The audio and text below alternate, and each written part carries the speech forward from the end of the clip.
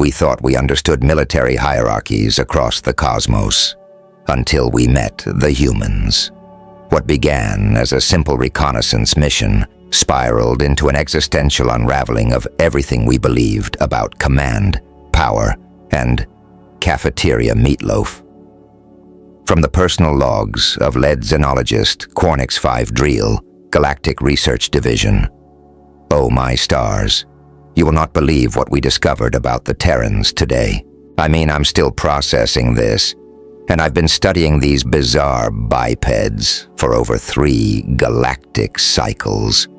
Just when you think you've figured them out, they throw another cognitive wrench into your neural processors.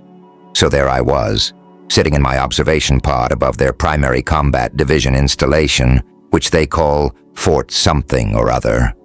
Honestly, they have too many to keep track of.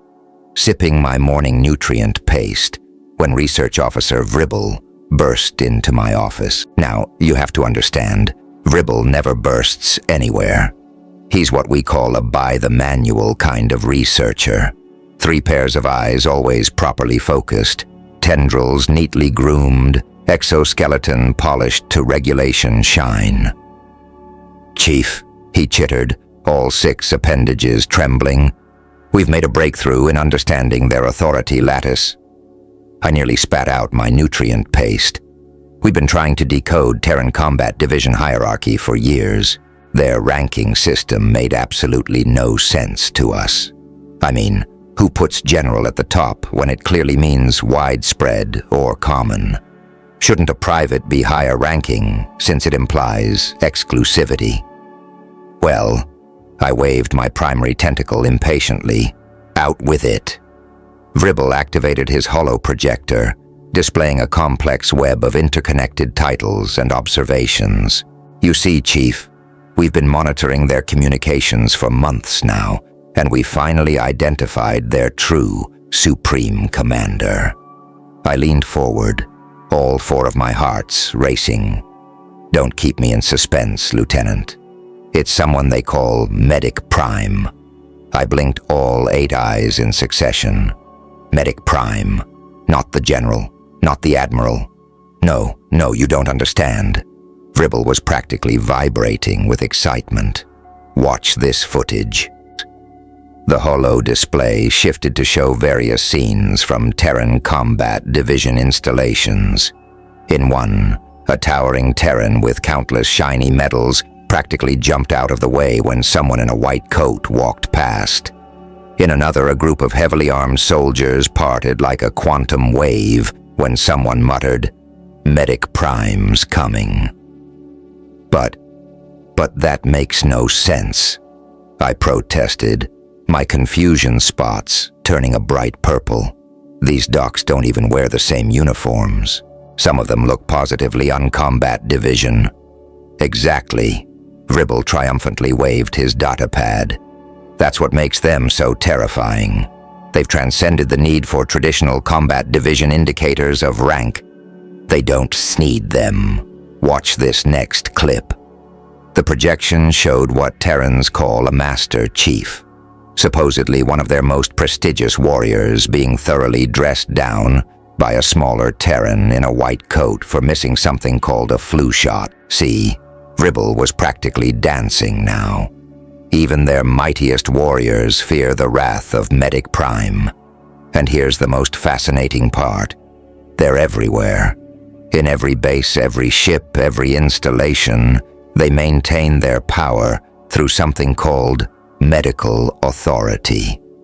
I rubbed my thinking tentacle thoughtfully. Have you noticed any pattern in how one becomes a doc? That's where it gets even more interesting. Vribble lowered his voice to a conspiratorial whisper. They undergo some sort of mysterious training ritual called medical school for many years, emerging with the power to order an H1 to do anything in the name of health and safety. Just then, our surveillance feed picked up a new conversation. "But sir, I'm cleared for duty." A Terran colonel was protesting.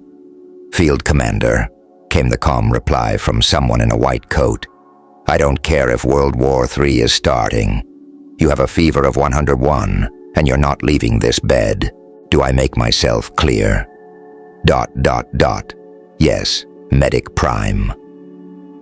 I watched in amazement as the high-ranking officer actually lay back down, thoroughly cowed by this mysterious figure who didn't even have any visible rank insignia. "Lieutenant," I said slowly, "I believe we need to completely revise our assessment of Terran Combat Division structure. Clearly we've been looking at this all wrong." Vribble nodded enthusiastically, already pulling up new documentation templates. "Should I classify these docs as Supreme Commanders or possibly God Kings?" I was about to reply when another Terran entered our surveillance frame. This one wore a different kind of white coat and carried something called a spatula. "Lunchtime," they announced. The entire bay seemed to come to a halt. Even the fearsome docs stopped what they were doing and hurried toward something called a mess hall. I turned to Vribble, my confusion spots now a deep indigo. "Lieutenant, I believe we may need to investigate this new development. Who is this Terran that even the mighty Medic Prime obeys?" "According to our records," Vribble consulted his data pad, "they're known as Cook." I felt a headache coming on. Human Combat Division structure was clearly going to require much more study. Personal log continuation. Lead xenologist, Quarnix 5, Dreel. Our investigation into Terran Combat Division hierarchy took an unexpected turn today. After discovering the supreme authority of these mysterious docs, we found ourselves diving deep into the puzzling power of what Terrans call their support personnel.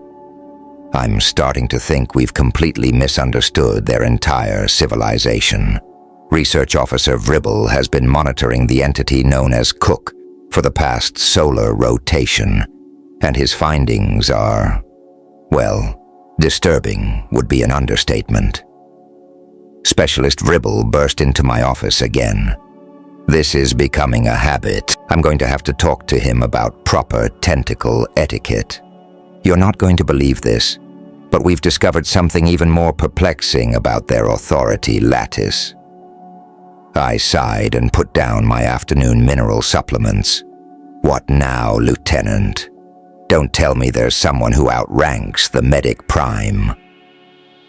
"Well," Vribble shifted nervously, all three of his left legs twitching. "It's complicated.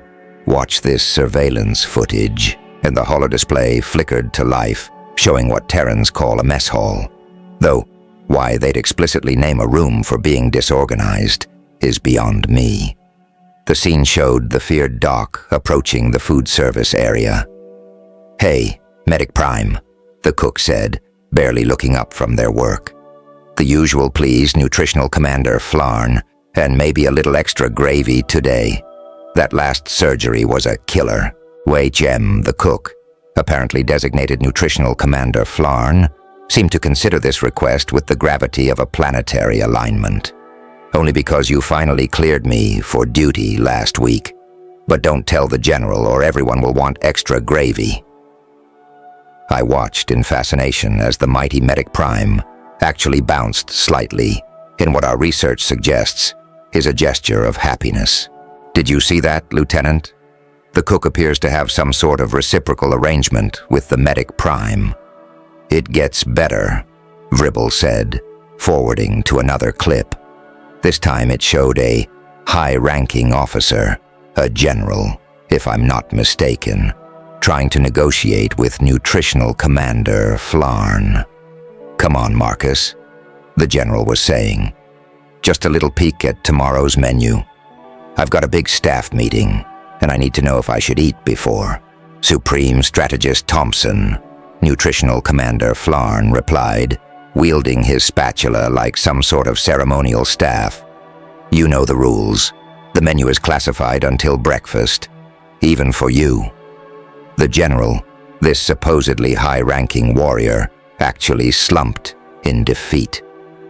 "This is unprecedented," I exclaimed, my excitement chromatophores flashing bright yellow. "The cook appears to wield some sort of parallel authority structure, but how? Why?" Specialist Vribble activated another hologram, this one showing a complex web of social interactions. We believe we've identified their true power structure. It's not a linear hierarchy at all. It's a web of specialized authorities. The hologram showed various power centers, the doc controlling access to duty and rest, the cook controlling sustenance, something called a supply discipline agent apparently controlling access to crucial resources, and a mysterious figure known only as the Bureau, who seemed to control everything involving these strange artifacts they call papers. But there's more. Vribble was practically bouncing now. Watch what happens when someone called Enforcer Rank 1 enters the equation. New footage showed a gruff-looking Terran entering the mess hall. Immediately, younger Terrans started finding urgent reasons to be elsewhere. Even the doc and cook seemed to show a certain respect. Fear. Hard to tell with Terrans. They have so few proper tentacles to express emotions with. Morning. Nutritional Commander Flarn, the first discipline agent, said, "Those eggs looking good today. Fresh batch coming up." Top Nutritional Commander Flarn replied, already reaching for ingredients. "Appreciate it." Oh, and Medic Prime, the first discipline agent, turned. "Don't forget you've got your qualification shoot this afternoon." The doc actually paled. "But I thought that was next week." Paperwork got shuffled. "Admin says it's today, unless you're too busy." The way he said it made it clear that being too busy wasn't really an option. "This is fascinating," I exclaimed. "So the first discipline agent appears to be some sort of intersection point between all these power structures." "Exactly." Vribble highlighted various connections on his diagram. They can't override the doc on medical issues or the cook on food issues, but they seem to have this overarching authority to, well, make everyone's life difficult if they choose to. I sat back, all 8 eyes wide with revelation. So when we've been watching their ceremonial parades and inspections focusing on all those shiny medals and rank insignias, we've been missing the real power structure entirely. Vribble finished triumphantly. "It's brilliant, really. They maintain this facade of traditional combat division hierarchy, but beneath it lies this complex web of specialized authorities and social influences." Just then, our surveillance picked up a new conversation. "Hey, Nutritional Commander Flarn," the first discipline agent was saying. "You didn't happen to save any of that chocolate cake from yesterday, did you?" "Sorry, Top. Gave the last piece to the Bureau. You know how she gets about her afternoon snack." Boss, the first discipline agent, this figure we just identified as a nexus of power, actually shuddered. "Yeah, good call. Remember last time someone took her parking spot? 3 weeks to get my leave paperwork processed." Nutritional Commander Flarn nodded sagely. "Never again." I turned to Vribble, my confusion reaching new heights. "Lieutenant, I believe we need to expand our investigation. Tell me, what exactly does the Bureau do?" Vribble checked his notes.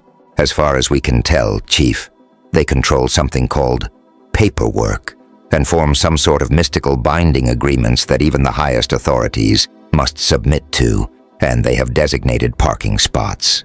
Apparently it's one of their symbols of power, like the doc's white coat or the cook's spatula." I felt all 4 of my hearts sink. Just when we thought we were understanding Terran combat division structure, it got even more complicated. "Very well, Lieutenant. I believe we need to initiate a full investigation into the Bureau person. But first..." "Yes, Chief? Let's get some lunch. I hear Nutritional Commander Flarn is making something called protein brick today." Vribble actually turned pale. "But Chief, according to our cultural database, Terran protein brick is..." "Lieutenant," I interrupted firmly, "if we're going to understand their power structure, we need to understand their customs. Besides, I saw Medic Prime take 3 servings yesterday. It can't be that bad. Personal log continuation. Chief Xenoanthropologist Kalirsian P. note, I'm recording this from the medical bay, still recovering from yesterday's protein brick incident. Research Officer Vribble was right. Never again. Today's observations have left me questioning everything we thought we knew about Terran Combat Division structure, and I mean everything. Remember how we thought we'd figured out the power dynamics between Doc Cook and First Discipline Agent? Well, throw all that research out the airlock, because we've just encountered the true puppet master of Terran Combat Division operations, the Bureau. It started when I dispatched Research Officer Vribble to observe the mysterious the Bureau Istrative sector of the base. Poor Vribble. I still feel guilty about sending him in there. He hasn't stopped twitching since he returned. "See, Chief," he stammered, bursting into the medical bay. At this point, I've given up on correcting his entrance protocols. I've witnessed things, terrible bureaucratic things. I adjusted my recovery pod to a sitting position. "Report, Lieutenant. What did you find?" Vribble activated his holo-recorder with trembling appendages. "It's not just one the Bureau, Chief. There's an entire network of them, and they communicate through something called email chains, some sort of digital torture device that can apparently drive Terrans to the brink of madness." The footage showed a Terran officer, a colonel no less, standing before a desk, practically begging, "Please, Administrator Zendra, I just need one form, one simple form to requisition new boots." The Bureau, a formidable Terran female with spectacles and an expression that could freeze plasma, barely looked up from her terminal. "Did you fill out Form 27,000,006 in triplicate with the yellow carbon copy sent to supply, the pink copy to logistics, and the mauve copy, it must be mauve, to central processing?" What? Mauve? I didn't even know that was a color.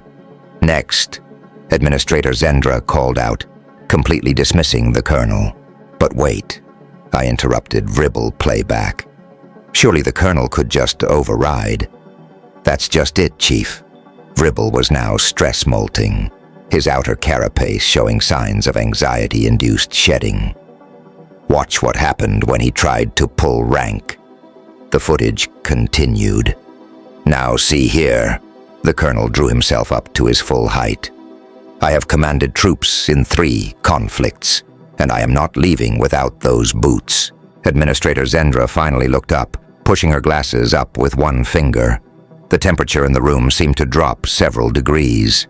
"Field Commander Stevens," she said in a voice that could probably stop a charging xenomorphic dire beast.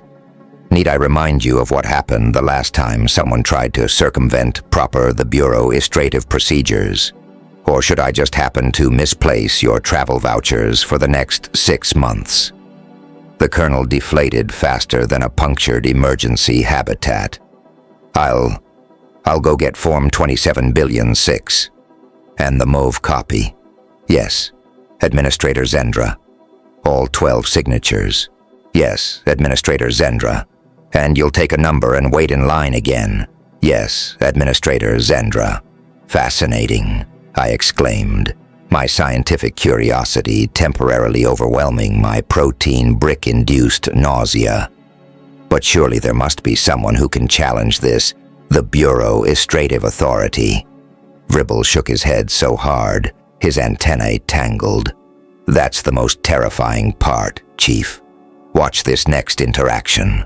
The holo recording shifted to show the base commander himself, approaching the Bureau Istrative desk. Even more surprisingly, he was carrying what appeared to be a peace offering, a cup of something Terrans call coffee, and a small bag labeled chocolate donuts. "Good morning, Administrator Zendra," he said cautiously, placing the offerings on her desk. "I brought your favorite. Black with 2 sugars?" she asked without looking up. "Of course." And the donuts? Fresh from that bakery downtown you like. Only then did she deign to acknowledge his presence. Very well, Supreme Strategist, what do you need? Well, he shifted uncomfortably. There seems to be a small issue with the base inspection scheduled for next week. The Joint Chiefs want to move it up to Monday. Not possible, Ms. Henderson stated flatly. Monday is when I reorganize the file cabinets, but surely tell them Wednesday, no earlier, and remind them they still haven't submitted their parking permit renewals. The General's eyes widened in what our researchers have identified as panic. They haven't? Would be a shame if they had to park in the visitors' lot, in the rain, 3 blocks away. By all the moons of Xenon 7, I exclaimed, she can intimidate even the highest-ranking officers. It gets better, Vribble continued, pulling up another clip. Watch what happens when Medic Prime tries to schedule an emergency medical procedure. The scene showed our supposedly all-powerful Medic Prime practically groveling. But it's an emergency appendectomy, Medic Prime was protesting. And is Form Medical X394J filled out with all relevant appendices? And did you use the new cover sheet for the TIS reports? But the patient is literally holding their appendix in. Ms. Henderson merely raised an eyebrow. No form? No operating room? I'll get the forms. I turned to Vribble, all 8 eyes wide with revelation. Lieutenant, are you thinking what I'm thinking? That we've completely misunderstood the entire chain of command? That the Bureau position isn't just another power center, but possibly the linchpin of their entire combat division structure? Exactly. Think about it. They control access to resources through forms, manage schedules through calendars, and apparently can deny parking privileges to anyone, regardless of rank. It's brilliant. Just then, my medical bay monitor started beeping. A Terran nurse rushed in. Chief Xenoanthropologist, your release forms aren't properly filed. Ms. Henderson says you'll have to stay another night. I felt all 4 of my hearts sink. Research Officer Vribble. Yes, Chief. Get me Form 27,006 and make sure you get the mauve copy and the 12 signatures, all of them. And Vribble. Yes. Bring coffee, black, 2 sugars. Chief Xenoanthropologist, K.L. Rixian, P2E location. Back in my office, finally got the release forms approved. Had to trade 3 of my tentacle warmers to someone called a junior operative to expedite the process. Just when I thought Terran combat division structure couldn't get any more confusing, we've stumbled upon what might be the most baffling phenomenon yet. Something the Terrans call the Tier 4 Cohort Mafia. And no, despite Research Officer Vribble initial theories, they don't appear to be actual organized crime. I think maybe. Honestly, I'm not sure anymore. It started during our morning observation routine. Vribble was monitoring the supply depot when he noticed something odd. Chief, at this point, I've installed an auto-opening door to prevent him from crashing through it. You need to see this immediately. The holo recording showed a young Terran soldier with a rank our database identified as junior operative or operational agent, apparently interchangeable terms that both translate to Tier 4 cohort in their system. Sorry, sir, the junior operative was saying to a lieutenant. Requisition system is down. Might be days before it's back up. The lieutenant looked distressed. But we need those supplies for tomorrow's training exercise. Shame that the junior operative seemed remarkably unconcerned. Unless what?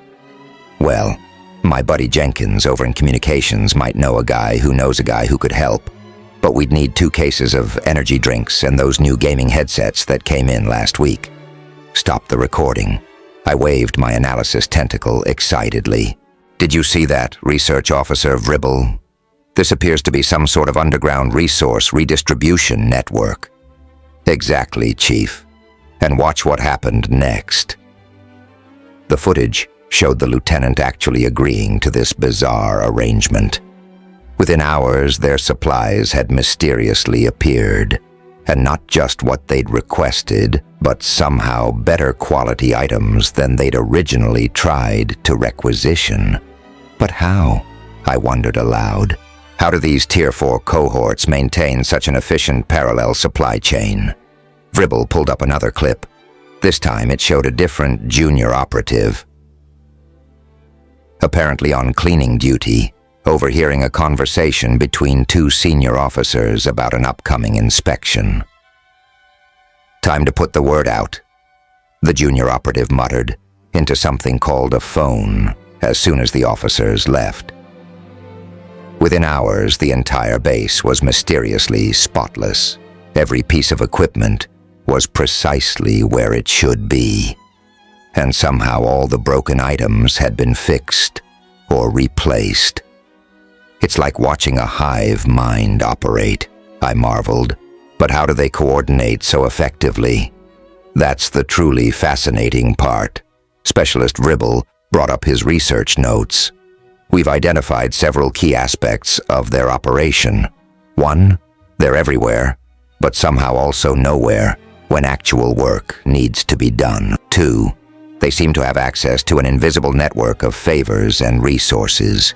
3, they know everything that's happening on base before it officially happens. 4, higher ranks appear simultaneously annoyed by and dependent on them. 5, they've mastered something called skating, which seems to involve being physically present while also being completely unavailable. Just then, our surveillance caught another interesting interaction. This time, it was MS Henderson herself dealing with a Tier 4 cohort. "Specialist Rodriguez," she began in her usual intimidating tone, "about the supply requisition forms." "Oh, hey, Miss H." The junior operative grinned. "Did you get that coffee machine you wanted, the good one? The one that mysteriously appeared in the bureau break room this morning?" Ms. Henderson's stern expression flickered. Yes. Very mysterious. Would be a shame if it mysteriously disappeared again." "These forms look perfectly in order," Ms. Henderson suddenly declared, stamping them without even looking. "Carry on, Specialist." "What?" I nearly fell out of my chair. "They can even influence the Bureau." "It gets better." Vribble was practically vibrating with excitement.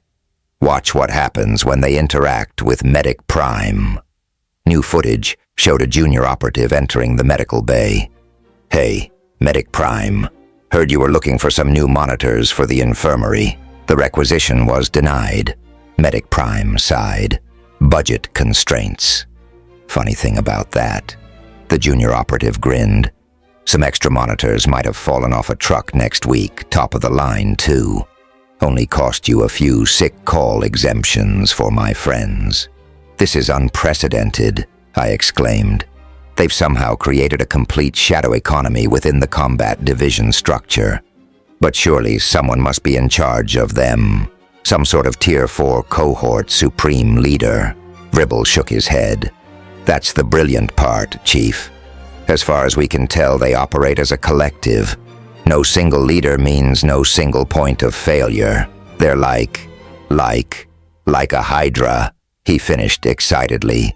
"Cut off one head, and 2 more appear with even better connections and more mysterious sources of supply." Just then, we noticed something odd in our own office. Somehow, without either of us noticing anyone enter, a fresh cup of Terran coffee had appeared on my desk. Next to it was a note. "Heard you were investigating the Tier 4 cohort mafia. Cool. BTW, we can get you better surveillance equipment than that outdated stuff you're using. Just saying. Your friendly neighborhood junior operative." I looked at Vribble. Vribble looked at me. All of our combined eyes blinked in synchronization. "Lieutenant," I said slowly, I believe we may need to rethink our entire approach to understanding Terran combat division structure. Should I? Requisition some energy drinks. Better make it 2 cases. And see if you can find out what a gaming headset is. Chief Xenoanthropologist Kale Rexian, P2E Location Command Center for Xenoanthropological Research, now mysteriously equipped with a premium coffee machine and gaming chairs, courtesy of our friends. After weeks of intensive research, multiple encounters with the dreaded protein brick, 17 different forms in mauve, and one particularly enlightening exchange involving 3 energy drinks, a gaming headset, and what Terrans call a platoon mascot. Note, must research why they keep a rubber duck in their office. We thought we were finally ready to present our findings on Terran combat division hierarchy. Oh, how wrong we were. Specialist Vribble rolled in on his new gaming chair. I've given up on proper entrances entirely at this point. The presentation for the Galactic Research Council is ready. I adjusted my newly acquired noise-canceling headphones, another mysterious gift from our Tier 4 cohort contacts, and pulled up the holo screen. Excellent, Lieutenant. Let's review our conclusions one last time. Our comprehensive diagram appeared in the air before us, showing the intricate web of power relationships we'd discovered. 1. The apparent authority lattice, generals, colonels, etc., which we now knew was largely ceremonial. 2. The true power centers, the bureau controllers of the sacred forms, doc arbiters of duty and rest, cook, master of sustenance, first discipline agent, the universal fear bringer, the shadow network of Tier 4 cohorts. Still don't know how they do it. Various support personnel who could make life either bearable or miserable. It's beautiful, I murmured, watching the holographic lines interconnect in complex patterns. We finally mapped out their entire system. And that's when we heard it. A sound that would forever change our understanding of Terran combat division structure. Good morning, ladies. The voice came from just outside our supposedly secure observation post. A Terran female in exercise attire stood there, hands on hips, addressing a group of younger soldiers. Oh, Vribble commented, just their physical training instructor. Nothing to worry about. But then we saw something extraordinary. The same admiral who had struggled to get coffee without proper forms, the doc who could order anyone to bed rest, even the mighty MS, Henderson herself. They were all there in exercise clothes, looking nervous. Since some of you couldn't properly count to 4 yesterday, the instructor's voice carried clearly through our monitors. We're going to do some extra motivation training today. I'm thinking, let's start with 500 burpees. The collective groan that arose could have been heard in deep space. Oh, I'm sorry. The instructor's smile was terrifying. Did someone want to make it 1,000? Absolute silence fell. Specialist Vribble whispered, his antennae curled in confusion. What are we witnessing? I think we're seeing something new, Lieutenant. Quick, check their rank. Vribble scanned the instructor. According to their insignia, they're just a staff discipline agent. But that can't be right. They're ordering around people who outrank them. It's not just that. I pointed at our monitors. Look at the Tier 4 cohort mafia members. They're actually complying. No deals, no mysterious arrangements, just doing what they're told. We watched in amazement as the entire hierarchy we'd so carefully mapped out dissolved into a unified group of suffering Terrans, all following the commands of this singular figure. Feeling tired already?